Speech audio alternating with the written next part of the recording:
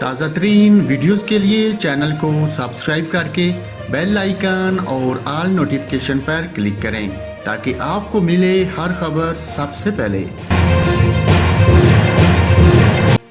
اور ناظرین، T20 world cup میں پاکستان سے شرمناک اور عبرتناک شکست کے بعد مسلمان کرکٹر محمد شامی کو نفرت انگیز مہم کا سامنا کرنا پڑا۔ جبکہ کوہلی نے اپنے ساتھی کرکٹرز کی حمایت کی تو انتہا پسندوں نے انوشکا شرما اور وراٹ کوہلی کی 10 سالہ بیٹی کی ریپ کی دھمکیاں دینا شروع کر دیں۔ بھارتی میڈیا رپورٹس کے مطابق نیوزی لینڈ کے ہاتھوں گزشتہ روز ذلت امیز شکست کا بدلہ انتہا پسندوں نے اس صورت میں لینا شروع کر دیا کہ بھارتی کپتان وراٹ کوہلی کے خلاف سوشل میڈیا پر نہ صرف ٹرینڈ چلایا بلکہ ان کی 10 ماہ کی بیٹی کے ریپ کی دھمکیاں بھی دے ڈالیں۔